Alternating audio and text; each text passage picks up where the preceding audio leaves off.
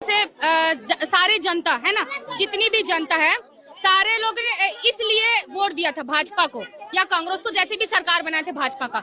हम लोगों ने ये सोचकर उनको सरकार बनाया कि हमारा विकास करेंगे।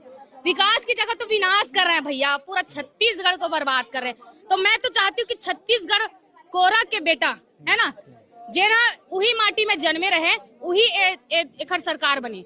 और मैं जहाँ तक देखी हूँ अमित बघेल जी है ना, वो जेखर ओखर में बहुत सारा इंटरव्यू देखे सर के, तो सर जे बोलते कि मोर माटी है ना, छत्तीसगढ़ मोर महतारी है, ओखर अंदर दिखते कि असली पीड़ा का होते है ना, माटी के पीड़ा, छत्तीसगढ़ महतारी के साथ जो अन्याय होते वो पीड़ा सर के अंदर दिखते। तो मैं चाहता हूँ अगले सरकार तो अमित बघेल जी ही बने, है ना। आप मैं भी चाहता हूँ ना छत्तीसगढ़ क्रांति वाले ही सरकार बने, ताकि छत्तीसगढ़ आगे जाए, ना कि बाकी बाहरी मन आके में राज करे, है ना। छत्तीसगढ़िया मतलब नौकरी मिले, छत्तीसगढ़ मतलब विशेषता दे यहाँ के, है ना। यहाँ के जिन लोकल आदमी वो मतलब अधिकार मिले कि हमला वही नौकरी देना है, वही जॉब देना है। काबर की छत्तीसगढ़िया मन तर भटका थे।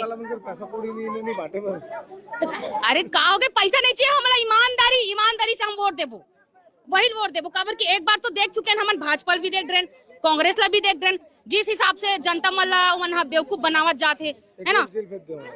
अरे आप जरूर भेजिएगा, मैं तो चाहती हूँ कि अमित बघेल जी के पास ये बात जाए, क्योंकि इतने मैंने उनके अंदर वो जोश देखा है, छत्तीसगढ़ महतारी के प्रति प्रेम देखा है, उनके बहुत सारे इंटरव्यू देखे हैं, तो मैं तो उनको बहुत अच्छे से सपोर्ट करती हूँ। कहाँ नाम है तो बता, मैं जब मिलूं अमित बघेल से तो बोलूं जरूर। प्रियंका चंदेल, ग्राम संडी से जी।